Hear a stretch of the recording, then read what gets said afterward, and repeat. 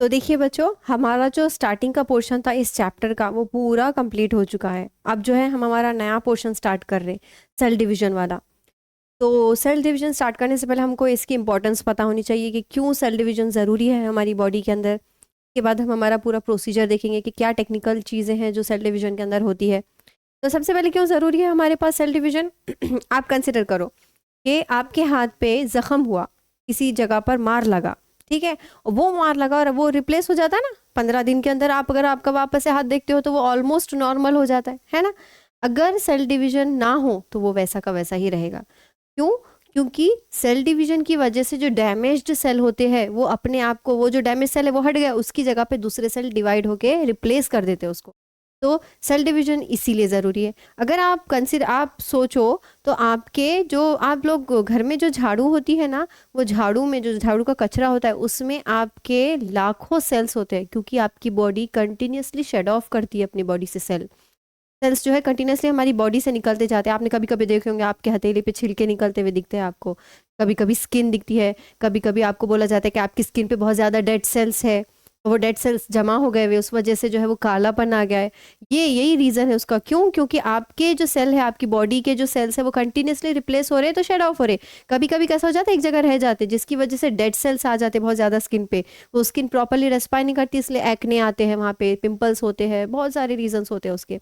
वो भी है, सेल डिवीजन इसलिए भी ज़रूरी है। अब सेल की एक प्रॉपर लाइफ स्पैन होती है, हर एक अलग अलग सेल की प्रॉपर लाइफ स्पैन होगी, यानी कि उनकी ज़िंदगी का एक वक्फा डिसाइडेड है। जैसे हमारे आरबीसीज है ना, हमारे जो आरबीसीज होते हैं उनका भी एक वक्फा होता है। तो बच्चों देखिए, लाइफ प्रोसेसेस देख रहे हैं हम।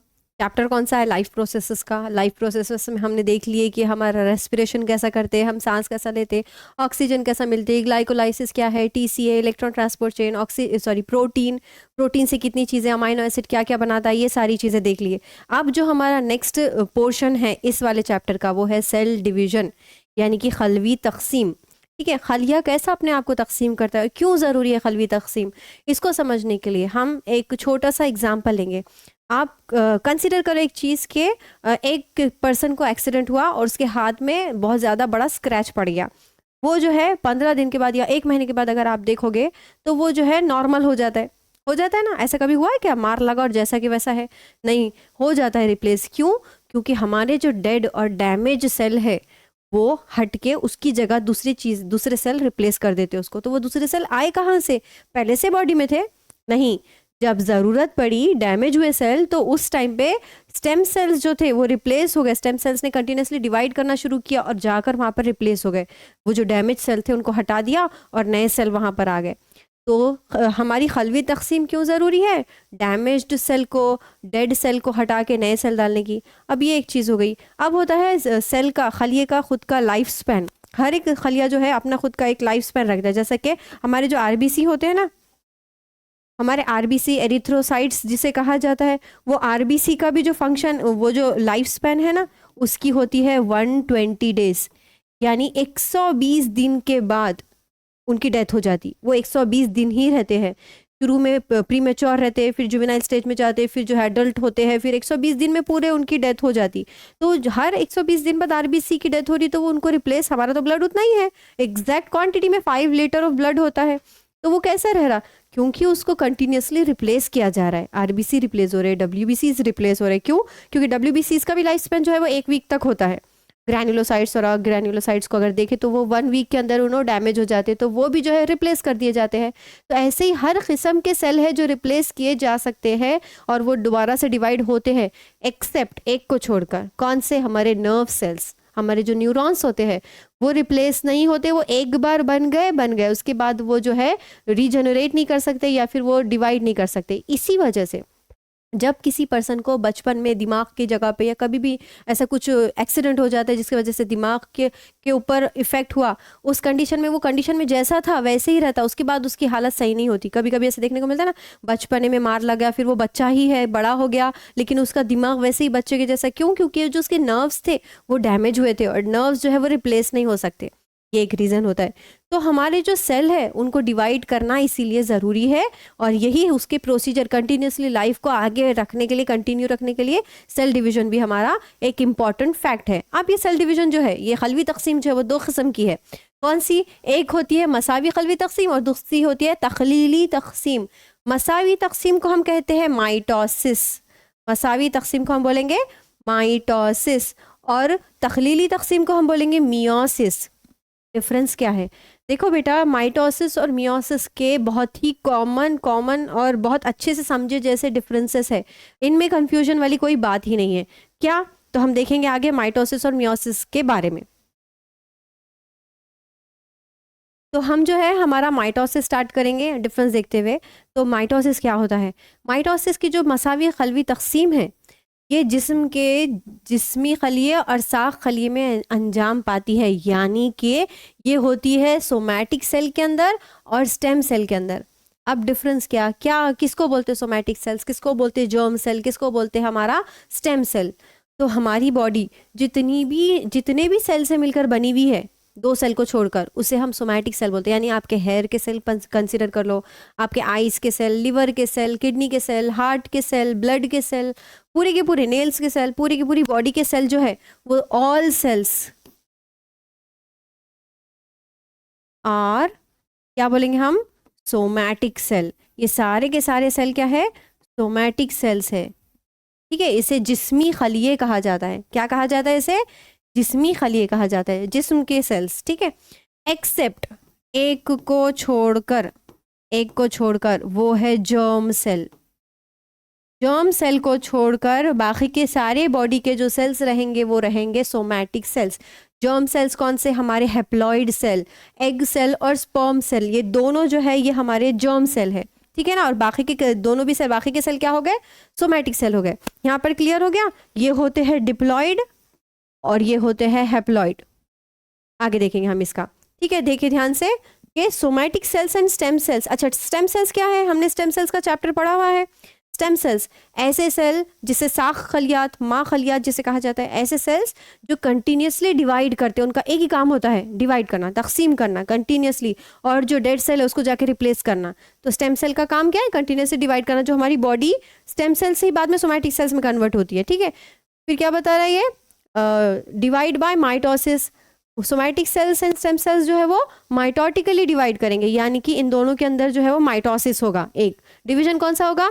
माइटोसिस। किसके अंदर होगा? सिर्फ और सिर्फ सोमैटिक सेल और स्टेम सेल्स के अंदर। नेक्स्ट है mitosis is completed through two main steps. Mitosis के दो मेन स्टेप्स है। कौन से मेन स्टेप है? देखिए यहाँ पे, ये जो हमारा माइटोसिस होता है,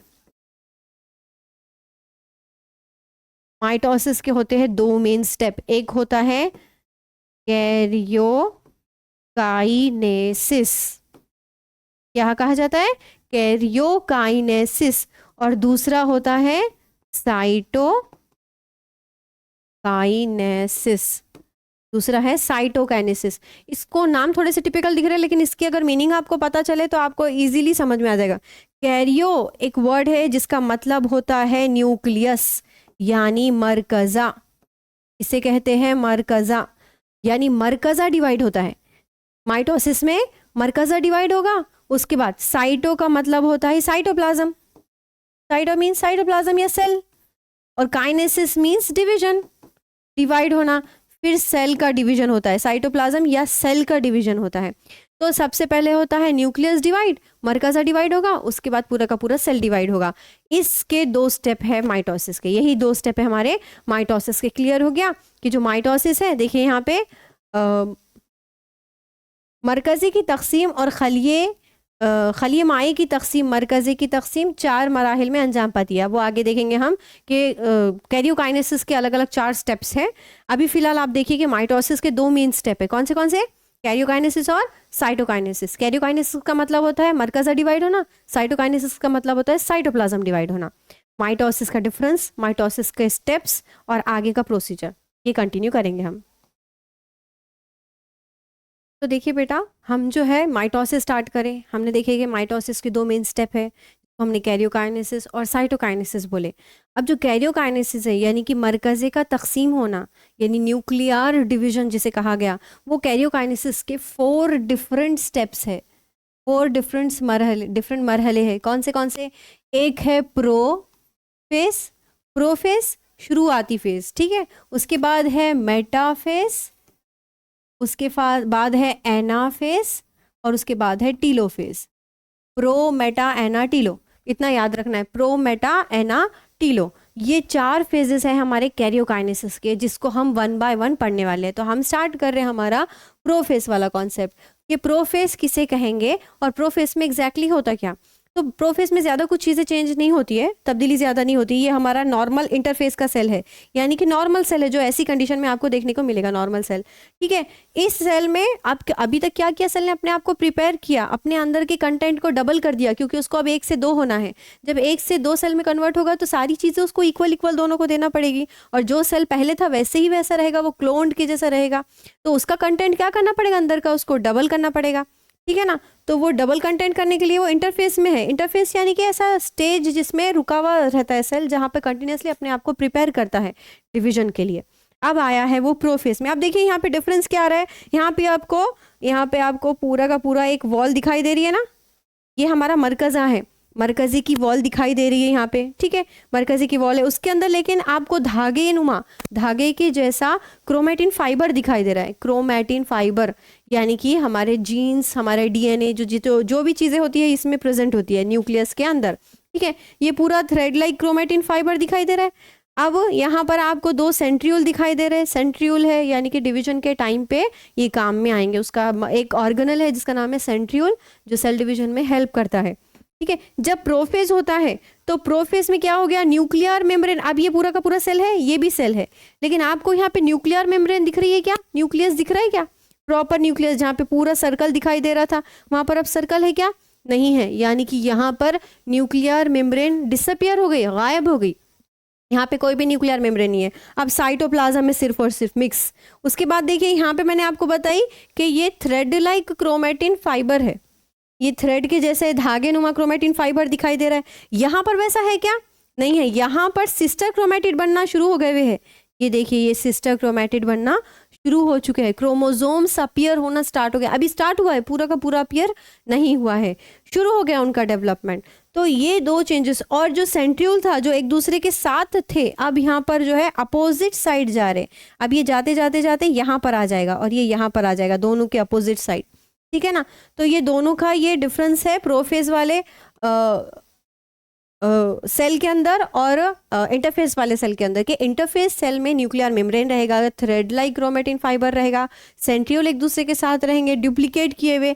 लेकिन यहाँ पर क्या होगा, हमारे क्रोमोसोम बनना शुरू हो जाएंगे, कंडेंस्ड हो जाएंगे, एक दूसरे के करीब आकर बहुत ज़्यादा कंडेंसेशन करके सेल बना देंगे वो, ठीक है। उसके बाद जो है न्यूक्लियर मेम्ब्रेन पूरी तरीके से डिसअपियर हो जाएगी, साइटोप्लाज्म में ही सारी चीज़ें घूमेगी। उसके बाद जो है सेंट्रियोल एक दूसरे के अपोजिट साइड में आ जाएंगे। यही डिफरेंस है दोनों का। देखिए इसके बाद लिखा हुआ क्या है यहाँ पे, मरकज़ी की तकसीम की इब्तदाई हालत में बहुत ही नाजुक धागे नुमा क्रोमोसोम सुकड़ जाते, कंडेंस हो जाते। क्या हो गए, ये एकदम कंडेंस हो गए हुए हैं। कौन, ये वाले जो हमारे धागे नुमा क्रोमेटिन फाइबर है वो कंडेंस होकर क्रोमोसोम बनना शुरू कर दिए हैं।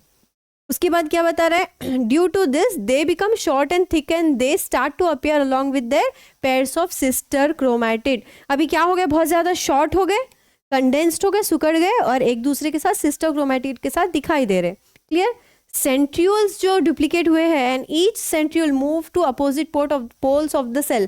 क्या हो रहा है, देखिए यहाँ पे ये जो सेंट्रियोल है ये एक पोल में आ गया और दूसरा सेंट्रियोल दूसरे पोल में आने के लिए कंटिन्यू हो गया है, ठीक है। Nuclear membrane and nucleolus starts disappear. देखिए ये जो न्यूक्लियस है और इसके अंदर एक न्यूक्लियोलस होता है, ये दोनों भी डिसअपियर हो गए हैं, गायब हो गए हैं प्रोफेज के अंदर। आपको यहाँ पे कोई न्यूक्लियर मेम्ब्रेन दिखाई दे रहा है क्या, नहीं। कोई न्यूक्लियोलस दिखाई दे रहा है क्या, नहीं। तो ये 2 चीजें भी यहाँ पे प्रोफेज में गायब हो चुकी है। क्लियर हो गया। तो बस सिंपल सा डिफरेंस है दोनों का। तो हमारा हो गया प्रोफेस। प्रोफेस में क्या क्या चेंजेस आए थे हमने देख लिए। अब हम हमारा नेक्स्ट स्टेप में जाएंगे। ये हमारा था पहला स्टेप प्रोफेस का। अब हम हमारा नेक्स्ट स्टेप है हमारा मेटाफेज, और वो मेटाफेज के स्टेप में मूव करेंगे हम। प्रोफेस में क्या था, न्यूक्लियर मेम्ब्रेन गायब हो गई, न्यूक्लियस गायब हो गया, न्यूक्लियोलस गायब हो गया, सेंट्रियोल एक दूसरे के अपोजिट साइड आ गए, और हमारा जो था क्या बोलेंगे, थ्रेड लाइक जो धागानुमा जो क्रोमेटिन फाइबर था वो सिस्टर क्रोमेटिड में कन्वर्ट हो गया। अब आपको यहाँ पे कलर दिखाई दे रहे होंगे, पिंक कलर का और ग्रीन कलर का। तो ये जो है ये मैटरनल क्रोमोसोम और पैटर्नल क्रोमोसोम के सिस्टर क्रोमेटिड है, जो अपने पेरेंट्स से आते हैं, वो हमारे यहाँ पर डिवीजन के टाइम पे सेपरेट होके एक दूसरे के साथ सिस्टर क्रोमेटिड बनाते हैं, होमोलोगस क्रोमोसोम बनाते हैं। उसका कॉन्सेप्ट हम आगे देखेंगे। अब ध्यान से देखिए, मेटाफेज में क्या हो रहा है, सारे के सारे क्रोमोसोम अब यहाँ पे आपको हर जगह दिखाई दे रहे हैं ना, मतलब ऐसा कोई पर्टिकुलर जगह नहीं है जहाँ पर जो है एक क्रोमोसोम जो है सारे के सारे एक जगह बैठे हुए हैं, बस वो उलझे हुए हैं क्रोमोसोम्स। लेकिन यहाँ पर वो एक इक्विटोरियल प्लेन पे आ जाते हैं। इक्विटोरियल यानी सेंटर में आ गए, सारे के सारे क्रोमोसोम सेंटर पे आ गए। आपको यहाँ पे सेंट्रियोल दिखाई दे रहा है जो अपोजिट पोल में आया हुआ है। सेंट्रियोल क्या करता है, यहाँ से रिलीज कर रहा है, देखिए ये आपको जो है स्ट्रक्चर दिखाई दे रहा है जो क्रोमोसोम से अटैच है, इसे कहा जाता है स्पाइंडल फाइबर। स्पाइंडल फाइबर के प्रोटीन्स होते हैं ये, और ये स्पाइंडल फाइबर क्रोमोसोम से अटैच होते हैं, क्रोमोसोम को पकड़े हुए होते हैं। और वो क्रोमोसोम को पकड़ने की वजह से कर रहे क्या, ये पूरा का पूरा क्रोमोसोम को सेंटर में लेके आ गए, इक्विटोरियल पोजीशन पे लेकर आ गए।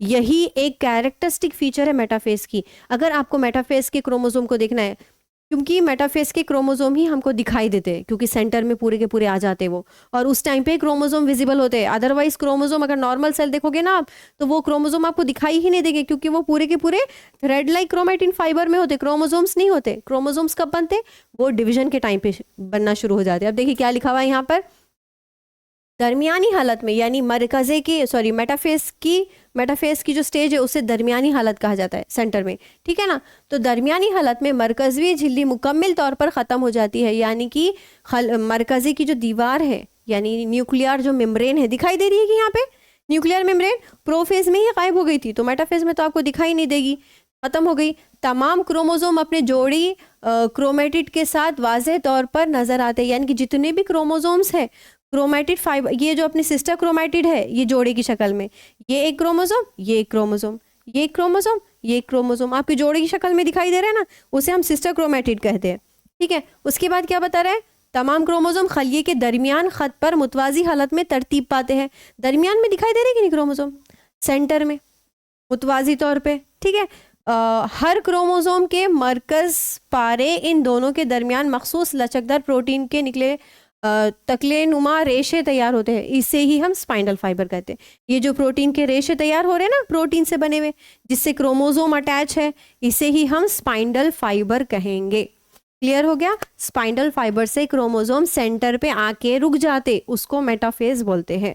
मेटाफेज देखते ही आपको ये डायग्राम याद आना चाहिए, ये वाला डायग्राम मेटाफेज का है। सेंटर में आ गए सारे के सारे क्रोमोसोम। क्लियर, इतना ही है। क्रोमोसोम सेंटर में आना, इक्वेटोरियल प्लेट पे हमारे जो है क्रोमोसोम का आना, और जो है सेंट्रियोल का एक दूसरे के अपोजिट आना, स्पाइनल फाइबर का बन के क्रोमोसोम को अटैच करना। क्लियर। तो देखिए बेटा, हमने मेटाफेज देख लिए थे कि मेटाफेज जो है इक्वेटोरियल प्लेट पे जो हमारे क्रोमोसोम्स आ जाएंगे उसे हम मेटाफेज बोलेंगे।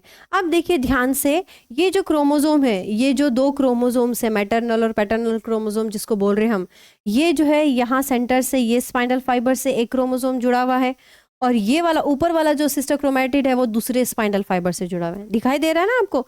यहाँ पर भी देखिए, ये वाला जो क्रोमोसोम है, ये वाला स्पाइनल फाइबर से जुड़ा हुआ है, ऊपर वाला क्रोमोसोम ऊपर वाले स्पाइनल फाइबर से जुड़ा हुआ है। अब ये एक ऐसा गेम है कि ये स्पाइनल फाइबर ये क्रोमोसोम को अपनी तरफ खींचते, और ये वाले स्पाइनल फाइबर ये वाले क्रोमोसोम को अपनी तरफ खींचते। तो एग्जैक्टली क्या होता, क्रोमोसोम खींचे जाते ऊपर की तरफ। ये देखिए आधे सेट, ये वाले जो ये ऊपर के जो क्रोमोसोम है ना, ऊपर खींचे गए। अब वो खींच रहे तो पोजीशन कैसी हो गई, सेंट्रियो, ये जो हमारा जो क्रोमोसोम जिससे अटैच है स्पाइनल फाइबर से, उसे कहा जाता है काइनेटोकोर, ठीक है ना। ये जो है हमारा काइनेटोकोर है, तो वहां से क्रोमोसोम उसको खींच रहे, जिसकी वजह से इस टाइप के क्रोमोसोम्स दिखाई दे रहे हैं अब यहाँ पे। तो एंड वो भी ऊपर सेंट्रियोल आ गया उसका, ठीक है ना। तो ये जो है हमारा सेंट्रोमियर आ गया उसका, और जो क्रोमोसोम है वो पीछे की तरफ, उसके जो सिस्टर क्रोमेटिड के हेड लेग्स है जैसा पैर के जैसे है, वो पीछे के साइड आ गए।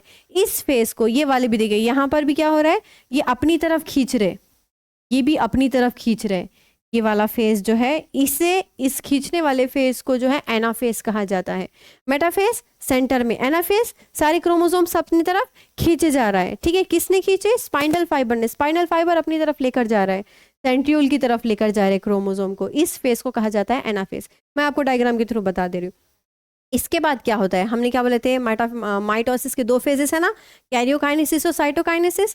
कैरियोकाइनेसिस के अंदर हम देख रहे हैं, यानी कि यहाँ पर न्यूक्लियस डिवाइड हो रहा है, अभी यहाँ पर न्यूक्लियस डिवाइड हो रहा है। उसके बाद होगा साइटोकाइनेसिस, यानी साइटोप्लाज्म डिवाइड होगा। अभी तो न्यूक्लियस की बात चल रही है ना, तो ये न्यूक्लियस के अंदर सारी चीजें चल रही है, न्यूक्लियस के क्रोमोसोम के अंदर सारी चीजें यहाँ पर दिखाई दे रही है।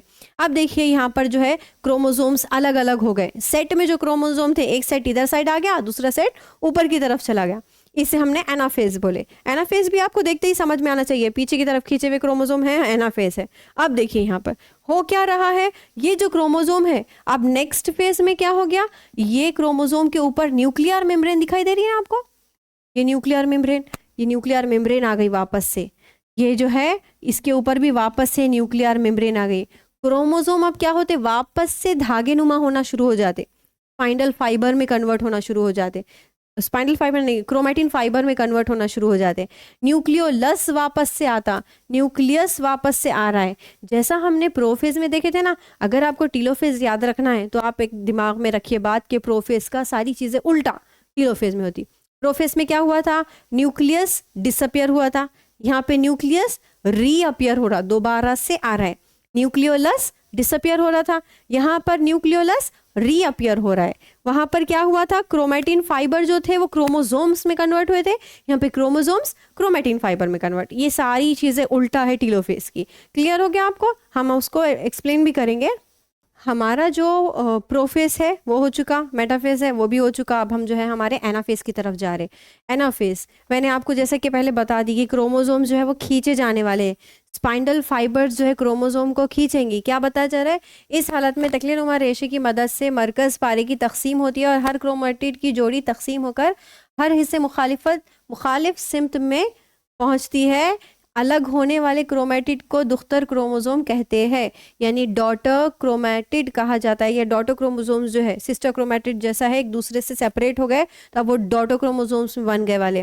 ध्यान से देखो एग्जैक्टली क्या हो रहा है, ये जो है एक दूसरे को खींचे जा रहे, सेल्स के ये क्रोमोसोम्स जो है स्पाइनल फाइबर खींचे जा रहा है, इसकी वजह से एक सिम्त जो है एक क्रोमोसोम का सेट चला गया, दूसरे सिम्त दूसरे क्रोमोसोम का सेट चला गया। क्या बता रहे हैं यहाँ पे, separated sister chromatids are called daughter chromosomes. उससे ही हम अब ये जो सेपरेटेड ये वाला जो सेट है पूरा का पूरा, ये वाला जो पूरा सेट है, ये वाला जो सेट है इसे हम बोलेंगे डॉटर क्रोमोसोम, और ये वाले सेट को हम बोलेंगे डॉटर क्रोमोसोम। अब दोनों एक दूसरे से सेपरेट हो गए हुए हैं, अब दोनों कनेक्टेड है क्या, नहीं है। तो अब जो बनने वाले सेल है वो डॉटर सेल्स है, तो उसकी क्रोमोसोम को क्या बोलेंगे, डॉटर क्रोमोसोम बोलेंगे। बस इतना ही है डिफरेंस। अब क्या बता रहे, देखिए chromosomes being pulled appear like bunch of bananas. ये जो क्रोमोसोम खींचे गए हैं वो एक बनाना के बंच के जैसे दिखाई देते। ये देखिए यहाँ पर ये जैसा कि बनाना का बंच ले लिया आपने, केले का पूरा एक गुच्छा ले लिए और उसमें जो है आपको जो बनानास दिखाई दे रहे हैं वैसे जो है आपको क्रोमोसोम का अपीयरेंस होता है। ठीक है, in this way each set of chromosomes reach at 2 opposite poles of the cell. इसमें क्या होता है, एक सेट क्रोमोसोम एक पोल पर चला गया, दूसरा सेट क्रोमोसोम दूसरे पोल पर चला गया, डॉटर क्रोमोसोम जिसे कहा गया। क्लियर हो गया ना फेस का फेस हमारा। देखिए बेटा ये जो है आखिरी हालत है, यानी टीलोफेज है, जो 4th फेज है हमारा पूरा का पूरा माइटोसिस के कैरियोकाइनेसिस का। इसमें मैंने आपको याद रखने के लिए बताई थी कि प्रोफेज का सारी चीज़ें उल्टा। अब देखिए क्या है सारी चीज़ें उल्टा, मैं आपको याद दिलाते चलूंगी। इस हालत में खलिए के दोनों सिरों पर मौजूद क्रोमोसोम खुलते हैं। क्या होते हैं, क्रोमोसोम्स खुल के क्या बनते हैं, क्रोमेटिन फाइबर। प्रोफेज में क्या था, क्रोमेटिन फाइबर किस में कन्वर्ट हुए थे, क्रोमोसोम में। अब यहाँ पे क्रोमोसोम्स जो है वो कन्वर्ट हो रहे वापस से क्रोमेटिन फाइबर के जैसा, उल्टा, पूरा उल्टा हो गया। ठीक है, क्रोमोसोम्स का कन्वर्जन क्रोमेटिन फाइबर नाजुक धागे की नुमा शक्ल में कन्वर्ट हो जाते, वो दोबारा नाजुक धागे और होकर ओझल होने लगते हैं, दिखाई नहीं देता। अब क्रोमोसोम दिख रहे क्या हमको, नहीं दिख रहे। यहाँ पे थ्रेड लाइक क्रोमेटिन फाइबर दिख रहे और वहां पर क्या हो रहे थे, thread like chromatin fibre chromosome में कन्वर्ट हो रहे थे। अब यहाँ पे क्या हो रहा है, क्रोमोसोम क्रोमैटिन फाइबर में कन्वर्ट होकर गायब हो जा रहे, ठीक है। उसके बाद क्या बता रहे, दोनों सिरों पर पहुंचने वाले क्रोमोसोम के मजमुओं के गिर्द मरकजी झिल्ली तैयार होती है इस तरह। अब ये खलिए में 2 दुख्तर मरकज़े तैयार हो गए हैं। अब देखिए यहाँ पर क्या हो गया, यहाँ पे न्यूक्लियस की झिल्ली, न्यूक्लियस की मरकज़े की झिल्ली तैयार हो रही है, यानी मरकज़ा तैयार हो रहा है। यहाँ पर क्या हुआ था, मरकज़ा गायब हो गया था, मरकज़ा गायब होकर वो पूरी की पूरी तरह डिसअपियर हो गया था। लेकिन यहाँ पर क्या है, मरकज़ा दोबारा से तैयार हो रहा है, मरकज़वी झिल्ली तैयार हो रही क्या है, जिसकी वजह से 2 अलग अलग मरकज़े दिखाई दे रहे हैं ना, ये एक मरकज़ा दिखाई दे रहा है और ये एक मरकज़ा दिखाई दे रहा है। तो एक ही सेल के अंदर, सेल तो एक ही है भाई, सेल एक है, लेकिन उसमें क्या हो गया, 2 खलिए तैयार हो गए, 2 मरकज़े तैयार हो गए, ठीक है। दुख्तर मरकज़े में मरकज़ीजा भी नज़र आने लगता है, तकले नुमा रेशे गायब हो जाते हैं। मरकज़ीजा यानी कि न्यूक्लियोलस, ठीक है, यहाँ पे न्यूक्लियोलस वापस से आना शुरू हो जाता है, ठीक है। हमने क्या बोले थे, प्रोफेस में न्यूक्लियोलस गायब हो जाता है, लेकिन टेलोफेस में न्यूक्लियोलस वापस से आ जाता है, उल्टा है ना प्रोफेस का, वही चीज़ है। इस तरह मरकज़वी तक़सीम मुकम्मल होती है। इसी तरह क्या हो गई, हमारा न्यूक्लियर डिवीजन ख़त्म हुआ, कैरियोकाइनेसिस का पूरा प्रोसीजर ख़त्म हुआ। इसके बाद खलिए माए की तक़सीम शुरू होती है। अब ये जैसे ही ये ख़त्म हुआ कैरियोकाइनेसिस, अब होगा साइटोकाइनेसिस, ठीक है ना। हमने क्या बताए थे, माइटोसिस 2 फेजेस में है ना, एक होता है कैरियोकाइनेसिस, दूसरा होता है साइटोकाइनेसिस। तो कैरियोकाइनेसिस के पूरे स्टेप्स खत्म हो गए हमारे, प्रोफेज, मेटाफेज, एनाफेज और टीलोफेज। अब हमारा साइटोकाइनेसिस शुरू होगा।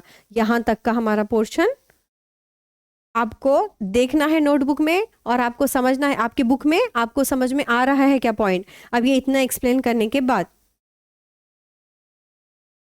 तो देखिए बच्चों, हमने जो है हमारा कैरियोकाइनेसिस का पूरा प्रोसीजर देख लिए। माइटोसिस के अंदर कैरियोकाइनेसिस क्या था, उसके कितने स्टेप्स थे, वो सारी चीज़ें पता हो गई हमको। अब हम जो है हमारा दूसरा स्टेप जो माइटोसिस का है, यानी कि साइटोकाइनेसिस, वो देखने की कोशिश करेंगे कि साइटोकाइनेसिस किसको बोलते हैं। साइटोकाइनेसिस एग्जैक्टली है कि कुछ भी बड़ा कॉन्सेप्ट नहीं है, ये 2 सेल हमने पूरा हमारा मेन कॉन्सेप्ट जो था वो पूरा ऑलरेडी कंप्लीट कर लिए। अब जो है सिर्फ इतना सही हमको देखना है साइटोकाइनेसिस क्या है। ये देखे थे ना हमने कैरियोकाइनेसिस, ये क्या है हमारा कैरियोकाइनेसिस, यानी कि हमारे मरकज़े का डिवाइड होना, मरकज़ा तकसीम हुआ यहाँ पर। अगर आप देखें तो यहाँ पे प्रोफेज देखे हमने, मेटाफेज देखे, एना देखे, देन टीलोफेज देखे। और टीलोफेज के एंड में हमने क्या देखे कि जो मरकज़े हैं वो डिवाइड हो गए, एक ही सेल के अंदर 2 मरकज़े हैं अब, और उसके ऊपर न्यूक्लियोलस आ गया है, क्रोमैटिन फाइबर्स आ गए हैं, क्रोमोसोम्स डिसअपियर हो गए हैं, गायब हो गए हैं। ये सारी चीज़ें प्रोफेज से टीलोफेज तक देख ली हमने। अब जैसे ही टीलोफेज आता है, टीलोफेज के बाद एक नेक्स्ट स्टेप आता है, उसका वो होता है साइटोकाइनेसिस। ये हमारे टीलोफेज का क्रोमोसोम है, क्या का है, ये टीलोफेज का हमारा सेल है, खलिया है। अब इस कंडीशन में क्या होता है, ये जो आपको डिप्रेशन दिखाई दे रहा है 2 सेल के बीच में, ऐसा ऐसा ऐसा ऐसा जो है वो सेपरेशन के ऐसे इनखिबास आ रहे हैं। देखिए क्या लिखा हुआ है यहाँ पे, साइटोकाइनेसिस के जरिए खलिए माया तकसीम होकर 2 नए खलिए तैयार होते हैं, 2 नए खलिए तैयार हो रहे, साइटोप्लाज्म डिवाइड हो रहा है। साइटो मतलब खलवी माया, साइटोप्लाज्म ये साइटो से आने वाला है। काइनेसिस मतलब स्प्लिट होना, डिवाइड होना। तो अब यहाँ पे क्या डिवाइड होगा, साइटोप्लाज्म डिवाइड होगा। हमने कैरियोकाइनेसिस में क्या देखे थे, न्यूक्लियस डिवाइड हो रहा था हमारा, यानी मरकज़ा डिवाइड हो रहा था, मरकज़ा स्प्लिट हो गया, अब साइटोप्लाज्म स्प्लिट होगा। क्या होगा देखिए यहाँ पर देखिए, इस अमल में खलिए के दरमियानी इस्तेवानी हिस्से में एक इनखिबास तैयार होता है। अभी आपको दिखाई दे रहा है ना, ये इनखिबास एक सेपरेशन के जैसा दिखाई दे रहा है। ये देखिए, ये जो है ये सेपरेशन दिखाई दे रहा है जो कंटिन्यूसली बढ़ता जा रहा है। इनखिबास तैयार होता है जो आहिस्ता आहिस्ता अंदरूनी जानिब बढ़ता है, यानी अंदर अंदर अंदर अंदर होता हुआ जाएगा ये, जिसके बाद ये पूरी की पूरी 2 सेल जो है वो स्प्लिट हो जाएंगे अंदर बढ़ते बढ़ते, ठीक है। नबाती अब यहाँ तक हो गया। प्लांट सेल में ऐसा नहीं होता है साइटोकाइनेसिस, प्लांट सेल में थोड़ा सा डिफरेंस है as compared to animal cell. नबाती खली में क्या होता है, देखिए अभी हम देख रहे थे ये जितना भी हमने डिवीजन देखे ये हमारे एनिमल सेल का था। एनिमल सेल में और प्लांट सेल में यहाँ तक सारी चीज़ें सेम होती है, ठीक है। क्या हो रहा है, कैरियोकाइनेसिस में तो न्यूक्लियस से डिवाइड हुआ ना, अब जो साइटोकाइनेसिस है, क्योंकि प्लांट सेल में सेल वॉल होती है और एनिमल सेल में सेल वॉल नहीं होती, खलवी दीवार जो नहीं होती, यहाँ पर जो है प्लांट सेल के अंदर खलवी दीवार की प्लेट आ जाएगी, खलवी नबाती प्लेट जिसे कहा जाएगा। क्या बता रहा, देखिए नबाती खलिये में इनखबास ना होकर खलिये माए के साथ दरमियान में एक खलिया तख्ती तैयार होती है, एक यहाँ पे सेल प्लेट तैयार हो जाती है इसमें, और फिर बाद में वहाँ पे सेल की वॉल तैयार होना शुरू हो जाएगी सेल प्लेट आने के बाद, ठीक है ना। और खलिया माए की तकसीम मुकम्मल होती है, वहाँ पर प्लांट सेल में सेल प्लेट तैयार होगी यानी खलवी तख्ती तैयार होगी, और यहाँ पर एनिमल सेल में डायरेक्टली स्प्लिट हो जाएगा, साइड प्लाज्मा मेम्ब्रेन स्प्लिट हो गई, ठीक है। मसावी तकसीम जिस्म की नशोनुमा के लिए ज़रूरी है। अब वहाँ पर साइटोकाइनेसिस का पोर्शन पूरा ख़त्म हो गया। अब ये बता रहा है कि माइटोसिस क्यों ज़रूरी है, वाई माइटोसिस इज़ नेसेसरी। तो mitosis is essential for the growth of the body, ठीक है। बॉडी की ग्रोथ के लिए माइटोसिस ज़रूरी है, जैसा कि आपकी हाइट का इंक्रीज होना, आपके वेट का इंक्रीज होना, आपके डिफरेंट ऑर्गन्स का इंक्रीज होना। आपका हाथ बचपन में जैसा था वैसे ही आज है क्या? नहीं है, उसका साइज इंक्रीज हुआ ना, वो इंक्रीज माइटोसिस की वजह से ही हुआ, उसके साइज में बढ़ना वो माइटोसिस की वजह से हुआ। उसके बाद necessary for rotation of the emaciated body wound. अब क्या बता रहा है ये, आपके जख्म को भरने के लिए। आपको मैंने कई बार इससे पहले भी बताया कि जब जख्म लगता है तो 15-20 दिन के बाद वो नॉर्मल हो जाता है, नॉर्मल दिखाई देता है ना हमारे हाथ पे अगर जख्म लगा तो। क्यों? क्योंकि उसको रिप्लेस कर दिया गया, सेल डिवीजन की वजह से रिप्लेस हुआ। और वो जो सेल डिवीजन था वो सोमैटिक सेल में हुआ ना। आपकी बॉडी के सेल क्या कहलाते हैं? सोमैटिक सेल कहलाते। तो सोमैटिक सेल में कौन सा डिवीजन होगा? माइटोसिस का होगा। तो क्लियर है, माइटोसिस जो है हमारी बॉडी में जख्म लगने पर सेल को रिप्लेस करने के लिए मदद करता है। उसके बाद खून के तमाम किस्म के खलिया तैयार करने के लिए। हमारे ब्लड में जो डिफरेंट सेल्स है, ब्लड भी हमारा एक टिश्यू है, ब्लड को फ्लूइड कनेक्टिव टिश्यू कहा जाता है, यानी कि वो पानी के जैसा लिक्विडी नेचर का होता है और वो एक टिश्यू है, ठीक है ना। तो अब टिश्यू किससे मिलकर बना होता है? खलियों से मिलकर बना होता है, और वो खलिए जो है हमारे ब्लड सेल्स कहलाते हैं, ठीक है। तो ये जो ब्लड सेल्स है उनकी अलग अलग एज होती है, जैसा कि हमारे जो आरबीसीज है ना, रेड ब्लड सेल्स जिसे हम एरिथ्रोसाइट्स भी कहते हैं, तो ये जो है उनकी ड्यूरेशन जो होती है ज़िंदगी की वो होती है 120 दिन। 120 दिन तक ही वो जिंदा रहते हैं, उसके बाद उनकी डेथ हो जाती, फिर वो उसको दूसरे सेल रिप्लेस कर देते, दूसरे आरबीसी के सेल, फिर हर 120 दिन बाद वो रिप्लेस किए जाते। तो रिप्लेस कैसा हो रही है? ये माइटोसिस से रिप्लेस हो रहे। फिर वैसे ही हमारे डब्ल्यूबीसीज है, डब्ल्यूबीसीज का जो लाइफ स्पैन है वो 1 वीक है, वो 1 वीक के अंदर जो है वो रिप्लेस हो जाते। तो वो रिप्लेस जो हो रहे वो भी किससे हो रहे?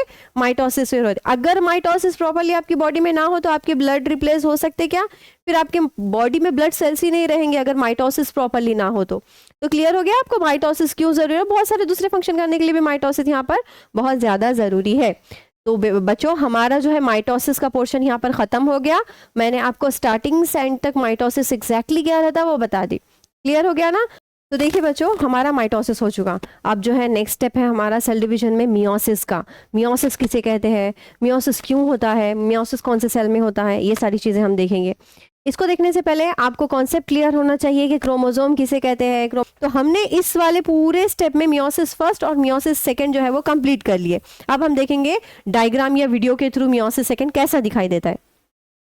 तो देखिए बेटा, हमने मियोसिस के अलग अलग कॉन्सेप्ट देखे कि ये अलग अलग फेजेस में होता है। अब देखिए हम मियोसिस एग्जैक्टली कैसा होता है सेल के अंदर एनिमेशन के थ्रू देखने की कोशिश करेंगे। तो देखिए ये हमारा एक नॉर्मल डिप्लॉइड इंटरफेस का सेल है जिसमें जो है क्रोमोसोम्स दिखाई नहीं दे रहे आपको, क्रोमेटिन फाइबर दिख रहा है, यानी कि थ्रेड के जैसा क्रोमेटिन फाइबर अब स्टार्ट हो रहा है। तो ये जो क्रोमेटिन फाइबर है वो कंडेंस होना शुरू हो गया है। देखिए आपको जो है वो सुकड़ते सुकड़ते सुकड़ते वो क्रोमोसोम की शक्ल इख्तियार कर लेता है। ये जो है अब हमारे क्रोमोसोम्स है जो होमोलोगस क्रोमोसोम है। अब ये क्रोमोसोम्स के 2 है सेट, यानी कि एक सिस्टर क्रोमेटिड और एक दूसरा सिस्टर क्रोमेटिड एक क्रोमोसोम के अंदर। अब देखिए यहाँ पर ये जो क्रोमोसोम्स है ये एक दूसरे के साथ, ये होमोलोगस क्रोमोसोम के जैसा आता है। ये 2 होमोलोगस क्रोमोसोम एक दूसरे के साथ है, ये बनाते हैं टेट्राड। ये 2 सिस्टर क्रोमेटिड और पीछे 2 सिस्टर क्रोमेटिड, ये 4 आर्म्स बनाते हैं टेट्राड की कंडीशन। ये होता है प्रोफेज फर्स्ट के अंदर। होता क्या है इस टेट्राड में? देखिए ये 2 होमोलोगस क्रोमोसोम एक दूसरे के साथ है। मैंने आपको बताई थी प्रोफेज फर्स्ट के अंदर क्रॉसिंग ओवर होता। तो देखिए ये जो क्रोमोसोम्स है इसके अंदर अलग अलग जीन्स लोकेटेड होते हैं। Segment of DNA is called gene, और ये डीएनए जो है वो क्रोमोसोम बनाने के लिए लगता है। तो यहाँ पर कुछ जीन होंगे, यहाँ पर कुछ जीन होंगे, और उसके लोकेशंस को एलएल कहेंगे। उसके ऊपर अलग अलग एलएल्स रहेंगे जो अलग अलग फंक्शन परफॉर्म करने के लिए रिस्पॉन्सिबल होंगे। अब देखिए ये टेट्राड के अंदर एग्जैक्टली होता है क्रॉसिंग ओवर। क्रॉसिंग ओवर का कॉन्सेप्ट या रिकॉम्बिनेशन का कॉन्सेप्ट कैसा होता है, देखिए ये अब ये जो सेट है, ये ऊपर का जो सिस्टर क्रोमेटिड के आर्म्स है और नीचे के सिस्टर क्रोमेटिड के आर्म्स, वो एक दूसरे को एक्सचेंज कर लेते, रिप्लेस कर लेते। तो ऐसा जो आपको कलर्स के थ्रू बताने की कोशिश कर रहे हैं कि रिप्लेस करने के बाद इसका कलर जो है वो पूरा मतलब चेंज हो गए, एक दूसरे से एक्सचेंज हो गए इनके सेगमेंट्स। देखिए सेगमेंट्स एक्सचेंज हो गए। तो इसके जो सेगमेंट्स एक्सचेंज हुए ना, ये पैटर्नल और मैटरनल क्रोमोसोम्स जो थे उसके सेगमेंट एक्सचेंज होने की वजह से इनमें कॉम्बिनेशंस नए नए आए। पहले के जैसे है क्या ये पहले के जैसा क्रोमोसोम दिख रहा है क्या? पहले जो टेट्राड था वो पूरा एक पिंक कलर का था और पूरा एक ब्लू कलर का था। यहाँ पर पिंक कलर में ब्लू कलर के कॉम्बिनेशंस आ गए और ब्लू कलर में पिंक कलर के कॉम्बिनेशंस आए, यानी कि यहाँ पे रिकॉम्बिनेशन हुआ, जीन्स एक दूसरे के एक्सचेंज हुए, यहाँ पर वेरिएशंस आना शुरू हो गए। तो अब जो है ये प्रोफेज फर्स्ट के अंदर रिकॉम्बिनेशन हो चुका है। अब देखिए ये रिकम्बाइंड क्रोमोसोम है। अब क्या होता है प्रोफेज फर्स्ट के बाद ये सेंट्रियोल एक दूसरे के अपोजिट पोल में आना शुरू हो जाते हैं और ऑलमोस्ट आ जाते हैं जब हमारा मेटाफेज फर्स्ट स्टार्ट होता है। तो मेटाफेज फर्स्ट में क्या हो रहा है, सारे के सारे होमोलोगस क्रोमोसोम सेंटर में अलाइन हो गए थे मेटाफेज फर्स्ट में। अब ये होमोलोगस क्रोमोसोम एक दूसरे से सेपरेट हो रहे हैं, ऑलमोस्ट सेपरेट। एनाफेज में अलाइंड हो गए, मेटाफेज में, एनाफेज में एक दूसरे से सेपरेट हो रहे। टीलोफेज में अब जाके पूरा का पूरा अलग हो जाएंगे, लेकिन एनाफेज को आपको देखने के समझ में आएगा कि एक दूसरे से सेपरेट हो रहे। अब देखिए टीलोफेज में क्या होता है, यहाँ पर टीलोफेज में यहाँ पर पूरे दोनों एक दूसरे से स्प्लिट होके सेपरेट हो जाएंगे। ये होमोलोगस क्रोमोसोम, सिस्टर क्रोमेटिड, ये दोनों एक दूसरे के सिस्टर क्रोमेटिड है, ये दोनों एक दूसरे के सिस्टर रिकम्बाइन होने वाले सिस्टर क्रोमेटिड है। टीलोफेज फर्स्ट में क्या हो रहा है, सबके सब अलग, ये रिकम्बाइन क्रोमोसोम अलग हो गए। अब देखिए सेपरेट होना शुरू हो गया टीलोफेज में, ये दो मरकजे अलग अलग हो चुके हैं। अब यहाँ पर देखिए आपको दिखाई दे रहा है कि ये दो एक अलग हो गया, ये एक अलग स्प्लिट हो गए, दो मरकजे तैयार हो गए जिसमें अब अलग अलग क्रोमोसोम है। यहाँ पे होमोलोगस क्रोमोसोम रहे क्या? नहीं, होमोलोगस क्रोमोसोम एक दूसरे से सेपरेट हो गए। अब ये क्रोमोसोम का है स्ट्रक्चर जो कि रिकॉम्बाइन हुआ है टीलोफेज फर्स्ट के अंदर। अब हो गया साइटोकाइनेसिस, यहाँ पर साइटोकाइनेसिस हो गया। ये देखिए अलग अलग क्रोमोसोम्स आपको दिखाई दे रहे हैं जिसके अंदर वेरिएशंस आ चुके हैं। मियोसिस फर्स्ट हमारा खत्म हो गया, अब होता है meiosis second start. Meiosis second में क्या होता है, वापस से ये जो दो सेल बन गए हमारे जिसमें मरकज़े है क्रोमोसोम से, ये सारी पहले तो कंडेंसेशन होना फिर से स्टार्ट होता है, वापस से कंडेंसेशन होते हैं। ये आपको कंडेंसेशन के बाद का बता रहा है, डीएनए यहाँ पे रिप्लिकेशन नहीं हुआ है, ठीक है ना, नो डीएनए रिप्लिकेशन। वही क्रोमोसोम सब आगे जाएंगे हमारे जो है हमारा डिविजन परफॉर्म करने के लिए। देखिए अब क्या हो रहा है, यहाँ पे प्रोफेज सेकंड के अंदर कंडेंस हो गए, न्यू सेंट्रियोल जो है एक दूसरे के इक्वेटोरियल प्लेट पे अपोजिट पोल पे आ गया। यहाँ पर एक सेंट्रियोल आ गया, यहाँ पे एक सेंट्रियोल आ गया। अब मेटाफेज फर्स्ट स्टार्ट होता है। ये देखिए हम जो है हमारा प्रोफेज में क्रोमोसोम्स आ गए, क्रोमोसोम्स दिखाई दे रहे हैं आपको जिसमें जो है रिकॉम्बिनेशन हुआ है। आपको सेंट्रियोल दिखाई दे रहा है जो अपोजिट पोल में चला गया। अब मेटाफेज सेकंड में क्या होता है, प्रोफेज सेकंड तो देख लिया अब आपने, अब मेटाफेज सेकंड में क्या होता है, देखिए ये जो क्रोमोसोम्स है वो सेंट्रली अलाइंड हो गए, इक्वेटोरियल प्लेट पे आ गए। ये जो सिस्टर क्रोमेटिड्स है एक दूसरे के, ये एक दूसरे के सिस्टर क्रोमेटिड और ये एक दूसरे के सिस्टर क्रोमेटिड क्रोमोसोम्स के, ठीक है। ये सिस्टर क्रोमेटिड सेंट्रली अलाइंड हो गए, यानी ये सेंटर में आ चुके हैं मेटाफेज सेकंड के अंदर। अब एनाफेज सेकंड में क्या होता है, ये सिस्टर क्रोमेटिड एक दूसरे से अलग हो जाते हैं। स्पाइंडल फाइबर क्या करता है, खींच लेता है एक सिस्टर क्रोमेटिड को अपने पास, दूसरा स्पाइंडल फाइबर दूसरा सिस्टर क्रोमेटिड को, जिसकी वजह से ये सेपरेट हो जाते हैं सिस्टर क्रोमेटिड एक दूसरे से। नेक्स्ट क्या होता है, एनाफेज सेकंड के अंदर पूरा का पूरा सेपरेट होने के बाद टीलोफेज में पूरा का पूरा न्यूक्लियस जो है डिवाइड हो, जैसे हमारा माइटोसिस के अंदर देखने को मिला था टीलोफेज का फेस, जैसे वैसे ही यहाँ पर न्यूक्लियस डिवाइड हो गया। तो हमको 4 अलग अलग न्यूक्लियस मिल गए और उसके ऊपर साइटोप्लाज्म साइटोकाइनेसिस होता है, जिसकी वजह से ये पूरे के पूरे 4 सेल तैयार हो जाते हैं हमारे। तो मियोसिस में एक डिप्लॉइड सेल से 4 हैप्लॉइड सेल तैयार होते हैं, यानी कि एक डिप्लॉइड खलिए से ये 4 हैप्लॉइड दुख्तर सेल तैयार हुए हमारे। ये मियोसिस का डिफरेंस है माइटोसिस से। और माइटोसिस में क्या था, एक डिप्लॉइड डॉटर सेल से 2 डिप्लॉइड डॉटर सेल तैयार हुए, डिप्लॉइड, इसीलिए माइटोसिस को इक्वेशनल डिवीजन कहा जाता है, इक्वल तैयार होते, ठीक है ना।